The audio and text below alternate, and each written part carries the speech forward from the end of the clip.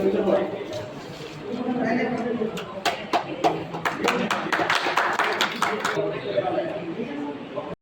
कार्यशाळेचे प्रास्ताविक तसेच रूपरेषा सांगण्यासाठी मी तालुक्याचे आज तालुका कृषी अधिकारी हदगाव यांच्या मार्फत खरीप हंगामपूर्व एक कार्यशाळा आज आयोजित केली होती। यामध्ये तालुक्यातील सर्व आमचे कृषी विभागाचे सर्व अधिकारी, काही शेतकरी प्रतिनिधी व काही गटाचे प्रतिनिधी आज उपस्थित होते। पूर्ण महाराष्ट्रभर 5 आणि 6 तारखेला आजच्या दिवशी कार्यशाळा आयोजित करण्याचं सूचित महाराष्ट्र शासनातर्फे सूचित करण्यात आलं होतं। शासनाचा असा उद्देश आहे की जे शासनामार्फत जे वेगवेगळे योजना राबवतो, तसेच विविध जे मोहिमा सुरू होणार आहे, तर त्या विविध जे काही सुरू झालेले आहेत आणि काही सुरू होणार आहेत, तर याची माहिती सर्व कर्मचाऱ्यांना व काही शेतकऱ्यांना व्हावी आणि याची मोठ्या प्रमाणात प्रचार प्रसिद्धी व्हावी म्हणून सर्वप्रथम आज तालुक्यातर्फे आम्ही ही कार्यशाळा आयोजित केलेली आहे। यानंतर माननीय आमदार साहेब यांच्या अध्यक्षतेखाली पण एक मोठ्या प्रमाणामध्ये एक आमची कार्यशाळा एक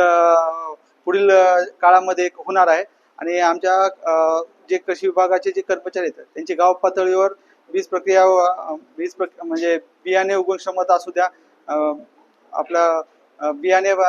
संदर्भामध्ये जे काही हे आहेत किंवा विविध जे प्रकार हे आहेत आमचे मोहिमा, याच्या मोहिमा आमच्या गाव पातळीवर सुरू आहेत आणि याच्या पुढे पण काही सुरू राहणार आहेत। तर याला आव्हान असेल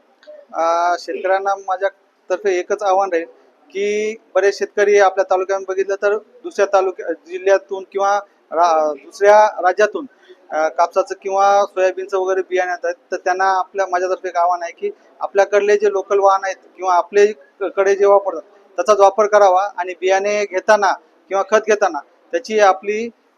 जे पावती असलेले आणि आपल्या अधिकृत कृषी सेवा केंद्र यांच्या मार्फतच आपल्याकडून याची खरेदी करावी। आणि पाऊस हा म्हणजे समजा सोयाबीनची जर पेरणी करायची असेल तर आपल्याला 100 mm पाऊस झाल्यानंतरच त्याची पेरणी करावी। पेरणीसाठी घाई करू नये आणि करण्याच्या आधी जर बीज प्रक्रियेचा हे करूनच त्याची पेरणी करावी असं मी आवाहन करतो। काही बाजार